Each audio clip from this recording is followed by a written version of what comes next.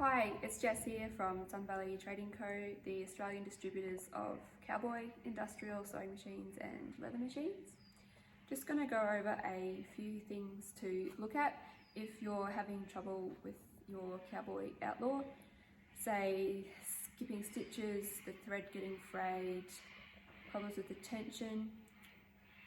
So the first thing to check is just to basically double check that you've threaded it correctly, that there's nowhere that it's getting stuck, particularly to pay attention to how the thread is coming off the spool at the top. If you have one of these bigger spools, it can get caught if you don't have anything to stop it from hanging down the sides there.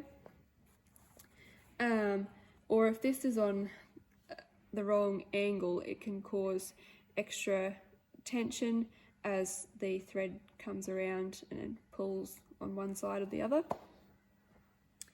The needle installation is really important, that you have the long groove of the needle facing directly to the left.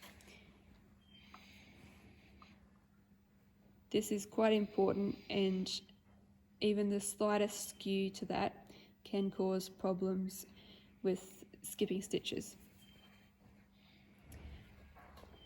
It's also important to pay attention to how you're doing the sewing movement. If you're just like doing it in jagged sort of steps, you can have problems with your stitch quality. It needs to be a smooth and forceful sort of movement, to like do it like you mean it, and bring it all the way forward, take it all the way forward and back to get the whole range of the motion for the stitch to be created. Another problem that you may have if you're getting skip stitches is if the distance between the hook and the needle is too far apart and there's this gap in between, that the hook may skip past the thread and not catch it.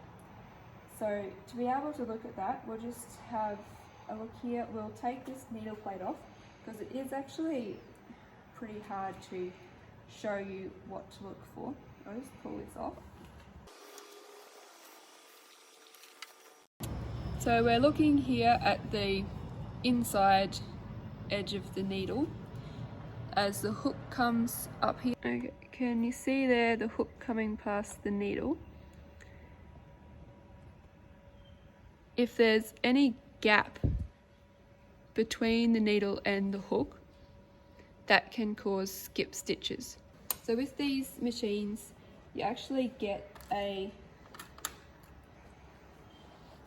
shim comes with it, and you can install that in behind the race here to push the hook closer to the needle. So I'll just show you how to do that. To get in here,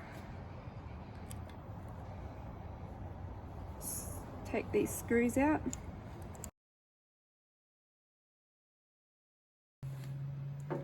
So be careful as you're doing this. These screws have springs on them, which really like to run away if you drop them, so just keep an eye on that. Put them on the bench here,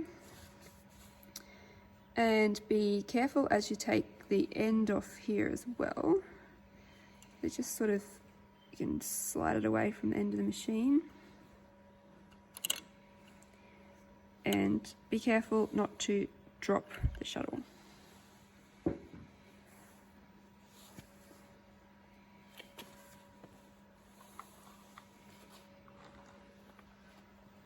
This can just slide out here. We line up this curve here over the end of the shuttle driver. It sticks out a bit more than the rest. And then we just turn this around so that this flat spot is at the top and these cutouts line up with where the screws go in. Then we can put this back in. The same, we want to line up those cutouts for the screws to go back in.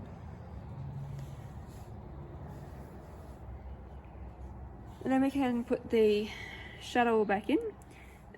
But I'll just point out here while we have it out, one other thing to look at if you're getting frayed stitches is to look at the tip of the shuttle hook and just make sure that there's no burrs or rough edges on it. It is quite sharp on the tip there, so be careful of that. If you drop it, pretty good chance it'll land on that and blunten it, which you don't want either, so you need to just buff it with some fine sandpaper and smooth it off again. We put it back in like that and slide the end over it. See, this will only go in one way. It has to sit with this around that part of the driver, and this butts up against that part of the shuttle driver. So it may look different depending on the position of where your lever is, because that spins around as the lever goes up and down. Just push this back in the end and put our screws back in. These don't have to be crazy tight. It's actually better if they're not. The springs are there to give it a little bit of flexibility. If something gets jammed in here, it gives it a little bit of flexibility that the end can actually move out a little bit and reduce the chances of something breaking. So while we're looking down here, we'll just point out the timing. As the needle comes all the way down, which is by pulling the lever towards you. In the book, it refers to checking the timing when the lever is all the way down. This little tab here will be just peeking out. So at other points along the cycle, it's not there, but when the needle is all the way down, that should be visible. Also, you can look at the actual movement of the hook here against the needle.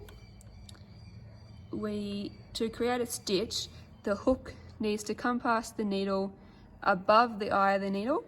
So when the tip of the hook intersects the needle, you want it to be about 2 to 3 mil above the eye of the needle, which is easier to see when you've got the needle plate off, like we do now. See in there that needle down and the hook comes around as the needle's going up, and the tip of the hook there just comes past the needle in the scarfed out section, and that is how we can create a stitch. If there is any other problems that you're having with your sewing machine that we haven't covered here or you haven't been able to resolve, feel free to get in touch with us here at Summerled Trading Co, and we will be able to help you out. Thanks for watching today and happy sewing!